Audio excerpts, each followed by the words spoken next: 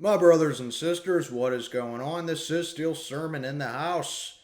Late Monday night, early Tuesday morning, whatever you want to call it, as just got done recapping the Colts and the Steelers as we pull it off over Indy 24-17. If you haven't already, go check out that video. But these are my Week 13 picks of the 2022 NFL season. Another solid week for me, if I may say so myself.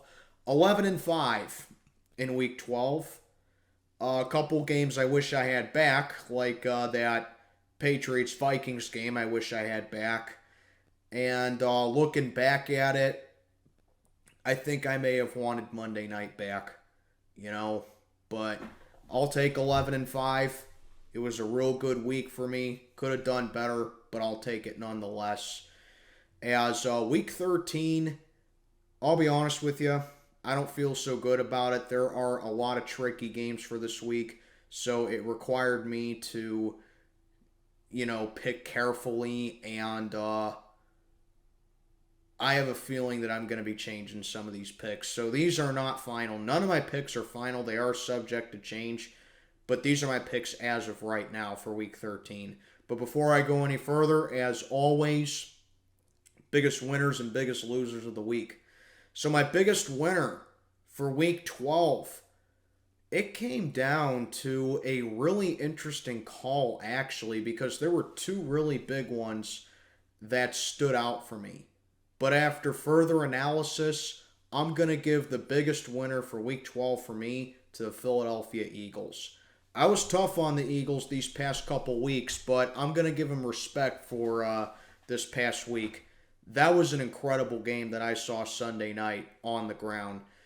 Over 300 total yards on the ground for the Philadelphia Eagles. Jalen Hurts getting it done with his legs. Miles Sanders had a phenomenal night, and the Eagles get the job done over the Green Bay Packers. Now, that being said, going to discuss more of this in my pick for the Eagles, but that being said, their defense got beat up both through the air and on the ground. But still, Jalen Hurts did what he needed to do. He has that it factor for Philly. Miles Sanders is a great compliment to him, and the Eagles are 10-1. That was a phenomenal win by the Eagles right there, and they have a little bit of a hard schedule coming up for them, but nonetheless, they get a historic win over the Green Bay Packers. They're my biggest winner for Week 12. Biggest loser for Week 12. Baltimore. Once again, the Ravens are my biggest loser of the week. They did it again.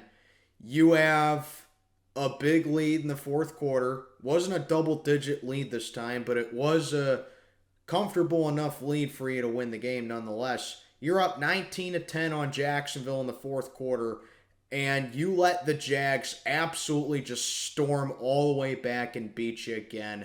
Baltimore, I don't care if you're 7-4, you're in trouble. Because if you continue to squander leads like that, man, it's going to be a quick exit for you in the playoffs. I love to see it, man. As ugly as our win against the Colts was, at least we could say we won. Unlike the Ravens, And it wasn't just any team they blew it to. They blew it to Jacksonville. The Jaguars! Man, I love to say it. Another blown lead for the Ravens this year. Justin Tucker misses a 67-yard field goal. Ravens, by far my biggest loser for Week 12. This wasn't even close. But, yeah. That'll do it for my biggest winners and biggest losers for Week 12. As always, the divisions are now set as of Week 9. And just remember, for your spread picks, those are the only picks that you need for a score prediction now. But let's get on to it. These are my Week 13 picks of the 2022 NFL season. Starting things off as usual, Thursday Night Football. AFC East showdown, a very important matchup as the Buffalo Bills take on the New England Patriots in Foxborough, as the Bills are coming off a Thanksgiving Day win over the Lions in Detroit. They are 8-3, while the Patriots are coming off a Thanksgiving Day loss to the Minnesota Vikings in Minneapolis. So, what to say for this one? Like I said, very important matchup for both teams here. Buffalo can't afford to drop this one as they continue to trail the Dolphins in the AFC East. What I saw from Buffalo against Detroit, a little concerning actually. They didn't look very prolific on offense per se, and they got shut down a little bit, but in the end, Josh Allen did what he needed to do. Buffalo rallied, and they get the job done over a stingy Detroit Lions team. I'll give them that. Then you got the New England Patriots. I don't know what happened against Minnesota, but the Patriots, they were playing pretty well until that fourth quarter came. They couldn't get the job done. There was that touchdown that was not, which is total karma for the Jesse James game a couple years back. And New England, they are sitting at, I think, 6-5 if I'm not mistaken. But yeah, Patriots are back in the basement in the AFC East. I never thought I'd be saying that. Something I gotta say about for this game in particular, the Bills have won the last two in Foxborough, and it kind of seems like, I don't know, I feel like this game's going to come down to defense here, and Buffalo does have a very tough defense. I don't see Mac Jones having a particularly great game in this game, so I think New England, they got to get their run game involved here big time. They got a really good running back in the backfield. I can't think of his name right now just because it's late at night and I'm tired. I want to go to bed. But I think if the Patriots are to win this game, they have to get it done with the ball. Or with running the ball, rather. I'm sorry. But Buffalo, it seems like they just know how to stop that New England defense. And it's just shown because they've only lost to New England once since the start of 2020. They've beaten them the last two times in Foxborough. And I'm going to say that that trend continues. I'm going with the Buffalo Bills to go into New England and beat the Patriots here. Let's face it, man. The Patriots haven't really beaten anyone special this year. I can't really remember who the Patriots beat, but they haven't really beaten anyone particularly great this year. And now going up against Josh Allen and now going up against a hungry Buffalo Bills team that wants to assert themselves back in the AFC East, I think Buffalo is going to come in motivated in this one. Give me the Bills to get the job done over the Pats. Next up, kicking off the Sunday slate of games, we got my matchup right off the bat. The 4-7 Pittsburgh Steelers, coming off a win over the Indianapolis Colts, go to Atlanta to play the Falcons, who are coming off a loss to the Washington Commanders. And they are 5-7, if I'm not mistaken. So both these teams coming in with 7 L's on the season. For us, I said it pretty much in my post game for the Steelers and Colts. Go check it out if you haven't already. And I'm going to cover more of this in my preview later in the week. We played very well in the first half. Mixed up the play calling. Defense was there. Got a couple really nice drives going. And we're up 16-3 on Indianapolis at halftime. Second half comes, and I knew as soon as that long kickoff return by the Colts happened, that it was going to be a very difficult second half for this team per usual, and it was. Defense went stale. Offensive play calling went back to how it usually is. Although I will say the offense woke up in the fourth quarter down 17-16 because that just seems to be what this team is all about nowadays. You know, you play great for half the game and then you wait until you're in a deficit and then you play your best football then. That ain't going to win you very many games. I think Kenny Pickett played the best game of his career so far, of his young career, I should say. Run game I thought was very efficient, but something I forgot to mention in my post game, couple really key drop passes left a lot of points off the board for the Steelers. You know, George Pickens had a couple of drops. Deontay Johnson is just looking like an $18 million mistake. You know, he has the ball put right in his hands in the end zone. He drops it. Easy touchdown right there. Deontay Johnson's been a massive disappointment for us, and he's just not cutting it. I don't know how else to put it. He just ain't cutting it, man. I mean, when you get paid that kind of money, you're not expected to go have a couple drops a game. You're expected to be a number one receiver, and Deontay Johnson just hasn't had that. Overall, I think the defense did well enough to win, but, they had a couple of very spotty moments that allowed the Colts to get back in the game. As for the Falcons, while I say it every week with them pretty much, it's funny how we go from playing Matt Ryan to now playing Matt Ryan's former team, by the way. But anyway, the Falcons, they have been incredibly competitive this year. I think the way that Atlanta has a chance at winning this game is getting Cordell Patterson involved, and I think that I just think that their ground game in general is going to provide all the depth for this one. They got a great tight end in Kyle Pitts. I think they got to get him involved a lot in this game because, our pass defense, very suspect at times. But, when you target Minkah Fitzpatrick like that and when you try and go up against Cam Sutton, those are our two best players on the secondary, in my opinion, Sutton and Minkah. But, yeah, I think if Atlanta's to have a chance, they got to get Kyle Pitts and Cordell Patterson involved. Marcus Mariota has to be, utilized with the RPO type plays. So I think overall these two teams are very similar coming in this game. And honestly, I'm still kind of torn for this one because I think that we can play very well enough for us to win this game. But it's just the second half play calling that concerns me. As for Atlanta, our rush defense is very Jekyll and Hyde this year, and I think Cordell Patterson has to be that guy for Atlanta for this game. But I just don't know if I can completely trust the Falcons. But there is an X factor for me. Typically in situations like this, I usually go home team, but here's my X factor for this one. Atlanta's pass defense. The Falcons have a terrible pass defense. One of the worst in the league, if not the worst in the league. They got carved up by Cincinnati.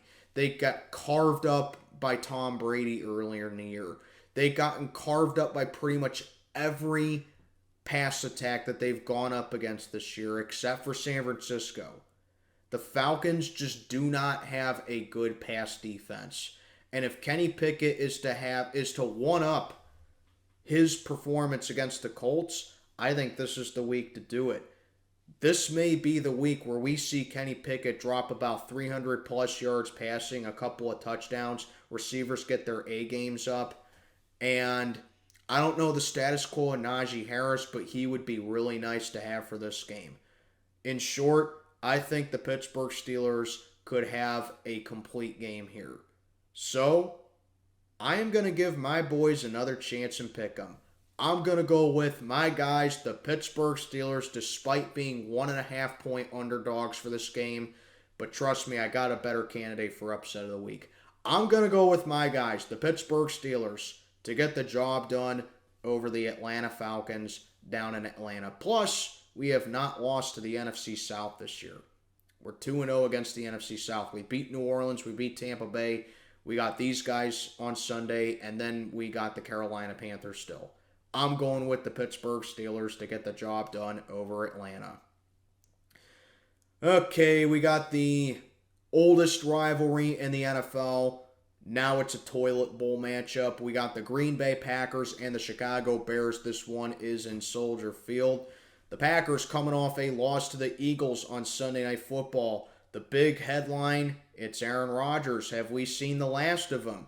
As he left that game with an oblique injury, and in came Jordan Love, and he actually didn't play all that bad. He actually had a couple of really good series for Green Bay, but just not enough for them to get the job done. Green Bay is 4-7.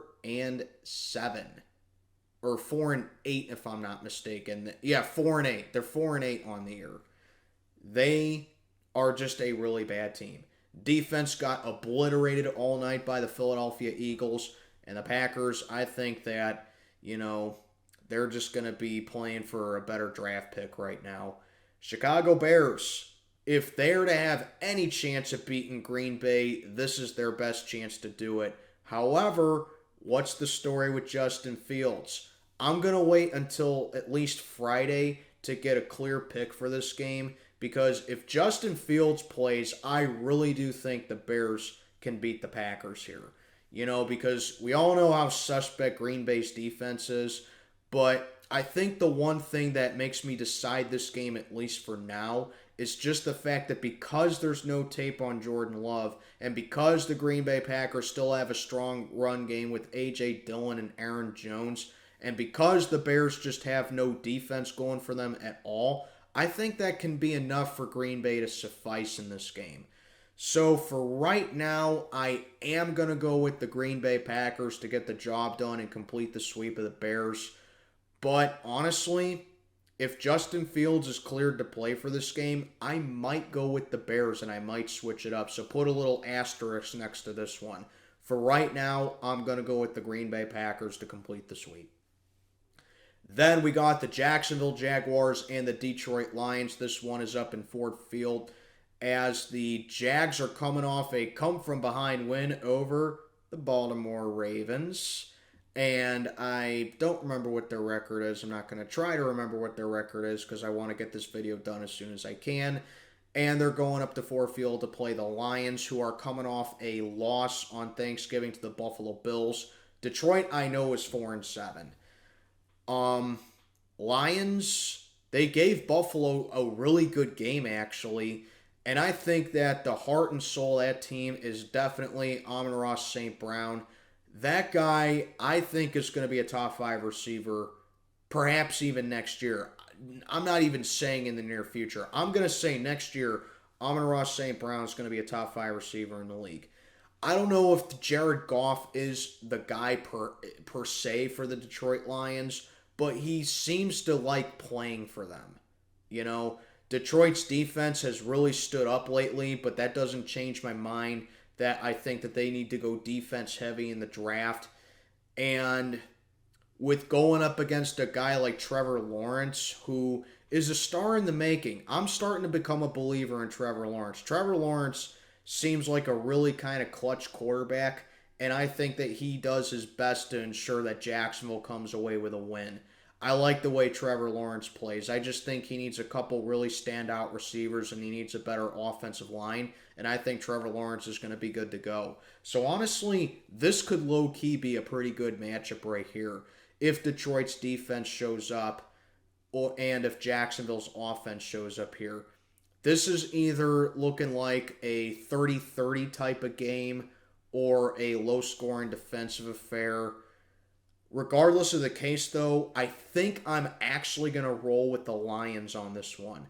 I like Detroit a little bit better because Jacksonville, they're a young team. They're another rebuilding team that's competitive. But Detroit has just more of an established offense right now. We know the Lions can put points up on the board. You play Detroit, you better be able to score points. Jacksonville can do that, but I think with Trevor Lawrence having to go up against a kind of revitalized Detroit defense here, I think that's my X factor. I'm going to go with the Lions to get the job done, a hard-fought win. Give me Detroit over Jacksonville.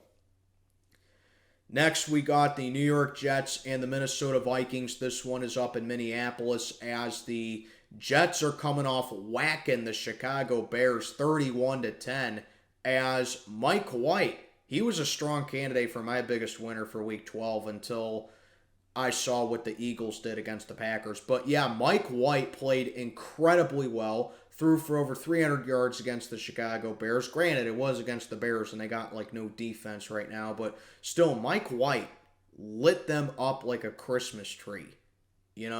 Mike White played incredibly well. And then, of course, the Jets, they got a very good defense this year. I like the way the Jets are going. They look like they are going to make things very interesting down the final 5 weeks of this season. And I think when it's all said and done, the Jets, they are going to be right there come Week 18 when the playoff picture hits.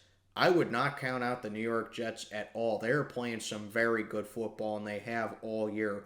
Robert Saleh, I think he now has my vote for Coach of the Year. I really do. I think he one-ups Brian Daboll, in my opinion. And I'll get to Brian Daboll in a little bit. As for the Minnesota Vikings, they are 9-2 coming off a win over the New England Patriots. Vikings are playing some great football too, but that game against New England was kind of back and forth. Kirk Cousins, a rare primetime win for him. As Justin Jefferson, I think he sealed himself as the best receiver in the league. He had a phenomenal game once again against the Patriots, and the Vikings just did what they needed to do. A good kickoff return by the Vikings. I don't think the defense played incredibly well, but I don't know. For some reason, I'm kind of sensing a trap game right here for the Vikings, as I think the Jets defense is going to play incredibly tough in this one. Kirk Cousins generally doesn't do well against a stout pass rush, and he generally doesn't do well against top defenses in the league. And the Jets, they got a very tough defense. So I think the Jets are going to bring in everything they have for this game. As you got to take a look at some of the, as you got to take a look at like what the core of, what the Jets are dealing with as far as the matchup goes. They got to go up against Jefferson. They got to go up against Cook. Kirk Cousins, obviously is always a candidate to have a really good year. So I think that that's something the Jets really got to be prepared for in this game. So I really don't know. I'm kind of torn right here because I like Minnesota enough for them to win this game, and I think it's just that the Jets are just inexperienced coming in this game, but the Jets just play so tough this year, man. So this is actually my point spread of the week. I'm going to go with the Vikings. They're favored by 3. I think that's perfect for this game, actually. I'm going to go with the Minnesota Vikings to get the job done over the Jets. I got this being a defensive kind of game. I think this is the kind of game where both defenses show up, not a lot of points being put on the board. And I think that, the Jets just kind of, get a little bit of an emotional letdown a bit. I think they just run into a better team. But regardless, I got the Jets giving the Vikings a good one here. My point spread of the week, give me Minnesota to win a defensive one here, 20-17. Give me the Vikings, and I think they cover against the Jets. Give me the Vikings. All right, we got the other New York team as the Washington Commanders head on to MetLife to play the Giants. I was talking about Brian Daboll a little bit ago. For the longest time, Brian Daboll was my pick for Coach of the Year because of what he did to Saquon Barkley and Daniel Jones. I really don't know now. I think Robert Saleh one-ups him a little bit here. For me, Robert Saleh makes the Jets into a tough defensive team, and he was getting it done with Mike White. Saquon Barkley, we all knew that he was great, but Saquon Barkley has been kind of missing lately. And now they're going up against the Washington Commanders, who are playing great football right now. Washington has taken like 5 out of their last 7, and the Commanders are last place in the NFC East, but they're 7-5. Wow. That NFC East is stacked this year, man. Washington is playing great football. Taylor Heineke is playing great. Brian Robinson is such an underrated player in this league. And of course, Terry McLaurin. There's a lot to like with Washington. However, I think with the Giants losing on Thanksgiving to Dallas, I think they might be getting some of their players back, and I think they can get a little bit more healthy for this one. Daniel Jones, I think that he is to have a bounce-back week. This honestly could be the week to do it, because if there is one team that Daniel Jones always plays well against, it is those Washington Commanders. I think he has only lost to them once in his entire career, and that came in, I think it was week 2 last year, that crazy game between Washington and the Giants on that Thursday night game. So, Daniel Jones generally does very well against Washington. I like Saquon Barkley to have a good one in this one, but also that being said, you can't overlook Washington. I think that their offense is going to give the Giants everything they have in this one, and I think this has potential to be a shootout right here. But the game is in New York. The Giants have lost 2 straight. I'm actually going to go with the Giants to rebound and get the job done here over Washington. I don't know why, but something's just telling me, hey, go with the Giants for this one. You know, they usually give Washington a hard time. Daniel Jones is due for a bounce back game. I think Saquon Barkley can have a big game here. Giants receivers, I think they can step up against Washington's secondary here. I'm going to roll with Big Blue to rebound and get this job done over Washington here. Give me the Giants to beat the Commanders. Next up, the most interesting matchup this weekend, in my opinion. We got the Tennessee Titans heading to Philadelphia to play the Eagles. As the Titans lose at home to the Bengals, again, a final of 20-16. They are now 0-3 against Joe Burrow. Wow. Derrick Henry, on 17 carries, only had 38 yards. 17 carries, 38 yards for Derrick Henry. That shows you how much Cincinnati was prepared for him. They locked down a guy like Derrick Henry, of all people. And, you know, it just seems like that's Derrick Henry's weakness. A stout rush defense. But the Eagles have anything but a stout rush defense. Philly's rush defense, since that Washington game, has been horrendous. Towards the bottom of the league, and that is the reason why Philly has that one loss. I mean, yeah, their pass defense is really good, but their pass defense got carved up Sunday night against Aaron Rodgers, and then they allowed Jordan Love for a long touchdown pass. Man, the Eagles, I mean, they're 10-1. They had a historic night on the ground with Jalen Hurts and Miles Sanders, but I'm telling you, if I'm the Eagles, I would not be very confident for this game at all.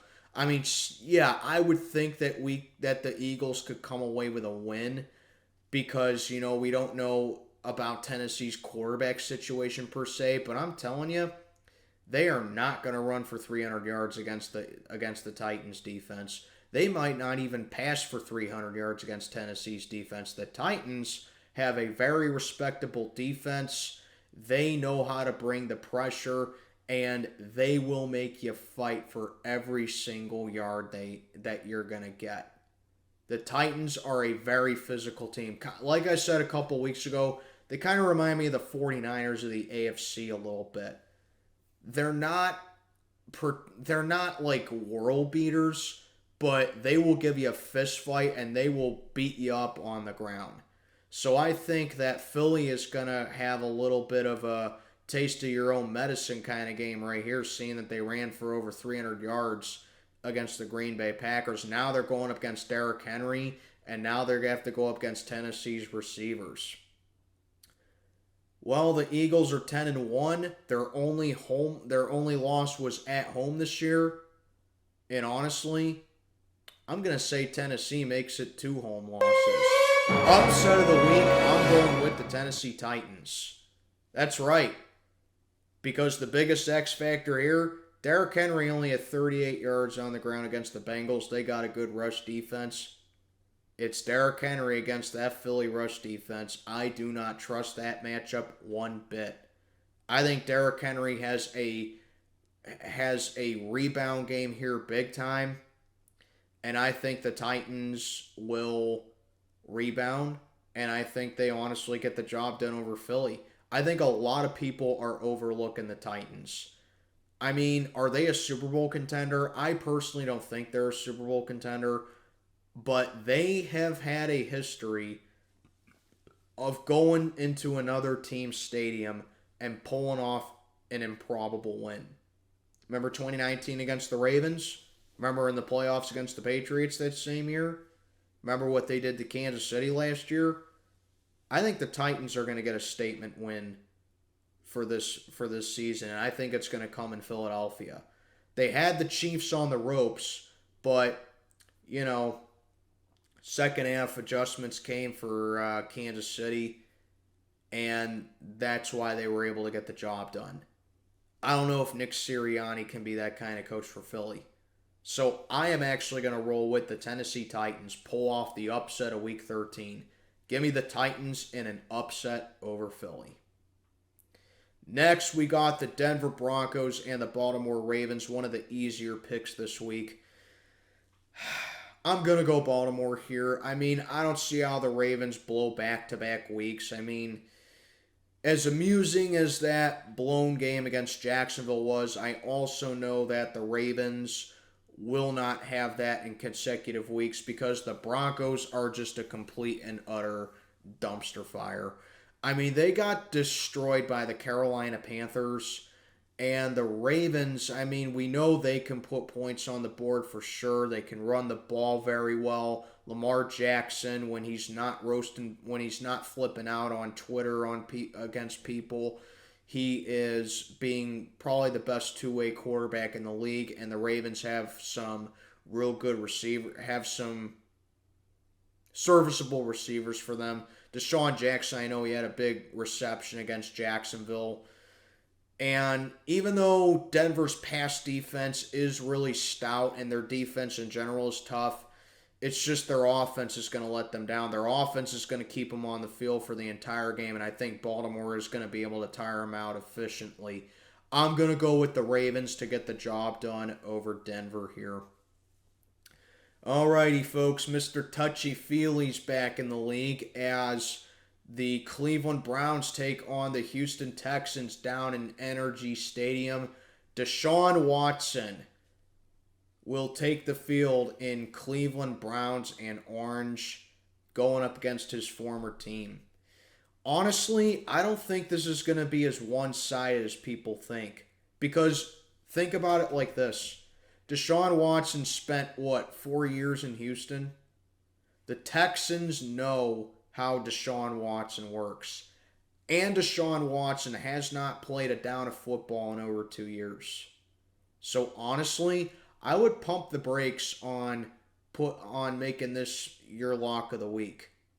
You know, the Browns defense is also very hideous this year, and Joe Woods is a terrible defensive coordinator. That being said, the Texans got a guy that Pierce guy in the backfield, and I think that Kyle Allen should be their starter moving forward for them if they are to have any chance at winning another game, because at this point the Texans are just playing to get that number 1 overall pick. We know it's going to go to them. But yeah, man, it's just the Browns are just way too powerful on offense here for the Texans. I just don't see how Houston gets the job done. Like I said, I mean, maybe Houston can make it tough for Watson for maybe a quarter or two, but that's about it. I think Deshaun Watson's going to come in. He is going to want to stick it against his former team because Watson did not like the way he was being treated down in Houston. I don't know the full story of it, but yeah, I think Watson's going to want to go off on his former team. I'm going to go with the Cleveland Browns to get the job done over the Texans here. Then we got the late Sunday afternoon slate of games as we got the Seattle Seahawks going down to LA to play the Rams as the Seahawks are coming off an overtime loss at the hands of the Raiders at home. Josh Jacobs' game-winning 86-yard touchdown run. They got torched by Josh Jacobs all game. Derek Carr had a pretty nice game against them, and the Seahawks are 6-5. And they are not looking so good right now. They now trail the 49ers in the NFC West. But still, I mean, we all know the Seahawks can put points on the board, which leads me into talking about their opponent in the LA Rams, who are 3-8. Rams have been miserable this year. I think they've lost, 6 in a row? Some kind of crazy losing streak. Now, that being said, the Rams have had a lot of injuries this year, but the biggest one for them, Cooper Kupp and Matthew Stafford. Cooper Kupp, I don't know any words about him, but I did hear something about Matthew Stafford, and it's that he is uncertain to return this season because he's in concussion protocol. It must be real bad over there in LA if Matthew Stafford has a chance that he's not going to return for the year. That being said, the Rams just did not look good at all offensively against Kansas City. And going up against this Seahawks defense, honestly, I don't know if I can fully trust Seattle's defense. 1 minute, the Seahawks defense looks like it's Legion of Boom. And then the other minute, it looks like it should be a college program kind of defense. But one thing's for sure, Rams can't stop the run. Kenneth Walker has been amazing this year for Seattle. Geno Smith has been playing well. I think the Seahawks finally go down into LA and they get this job done over the Rams. It's just that Bryce Perkins starting for LA, going up against Geno Smith, that's a big mismatch right there. I think the Rams really ought to just tank the rest of the season, regroup, draft well, and then get ready for next year. I like the Seahawks in this one. I think that they're just too much for the Rams to handle here. Give me the Seahawks to get the job done over the Rams. Then we got potential game of the week right here. Miami Dolphins and the San Francisco 49ers. This one is in San Francisco as the Dolphins are coming off a win over the Houston Texans, and they are 8-3 still on top of the AFC East, while the 49ers playing some pretty good football. They are 7-4. They are playing great football. They shut out the New Orleans Saints. I know that it was Andy Dalton. I know that beating the Saints is nothing special, but still, pitching a shutout in this league is very hard to do nowadays, and I think you got to give the 49ers defense a lot of credit right there. 49ers look very strong defensively, and they are going to be a tough team to beat. I don't think anyone wants to play San Francisco in the playoffs, as Dallas and Green Bay can attest to that. Maybe even the Rams when they're fully healthy. But the 49ers, I think, I'm just saying this right now. I keep saying this about the 49ers. When they're fully healthy and they're on their A game, they're as good as any team in the NFC. This, in my opinion, is an underrated Super Bowl contender. They got Deebo Samuel, great guy on offense. George Kittle, he rivals Travis Kelce for being the best tight end in the game.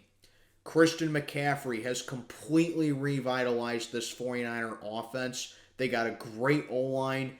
Jimmy Garoppolo, he's not a top 10 quarterback. I don't think he's even top 15. But you know what? Jimmy G has proven time and time again that he's a winner. He is more than capable of winning games for this team.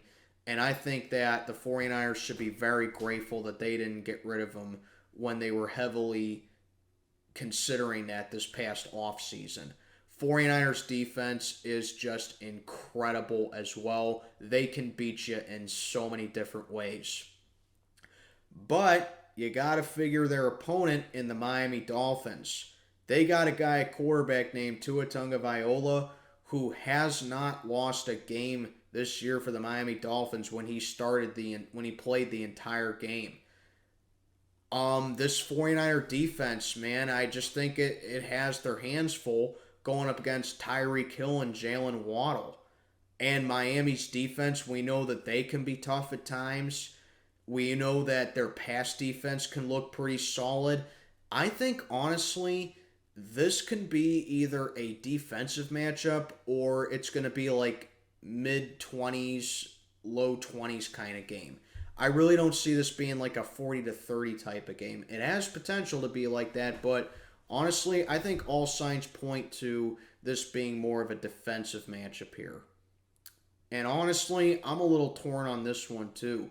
However, I think that until the Dolphins lose a game with Tua at quarterback, I think I'm going to pick Miami every time. I want to go with the 49ers here, don't get me wrong. I really believe the 49ers can beat the Dolphins here, but there's just something about this Dolphins team that is just preventing me from picking them. I love the way their offense has been playing. I think their defense can stop Jimmy G. I think that the 49ers, if they're going to win this game, they got to be able, CMC has to have a big game. And the 49ers are a little undermanned too. Elijah Mitchell got banged up in that game against the Saints. We don't know the status of him, but yeah, Elijah Mitchell is a guy that the 49ers could really use for this one. So, close call, but I'm going to go with the Miami Dolphins to keep it rolling here in a tight one over the 49ers. Give me the Dolphins to beat San Francisco. Then this is a lot of people's game of the week, and this might just be my game of the week too. Rematch of last year's AFC Championship as the Kansas City Chiefs head on down to Cincinnati to play the Bengals.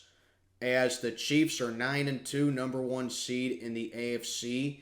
Offense is just clicking on all cylinders, man. There is not a thing wrong with that Kansas City offense, as it definitely showed when they got the job done over I don't remember who they played, but yeah, the Chiefs just doing. Oh yeah, they beat the Rams. I'm sorry, but yeah, Kansas City. The point is with them, it doesn't matter if they don't have Juju. It doesn't matter if they don't distribute evenly with the pass and the run.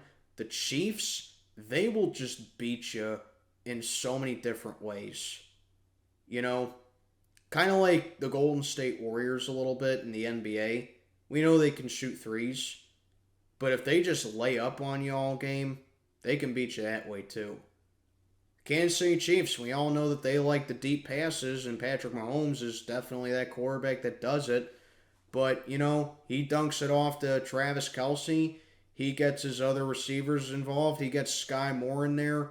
They get it done with defense. Kansas City can beat you that way too. This Kansas City team is just the best team in the AFC. I like the Miami Dolphins a lot, but if you ask me who the most well-rounded team in the AFC is right now, I think it is Kansas City.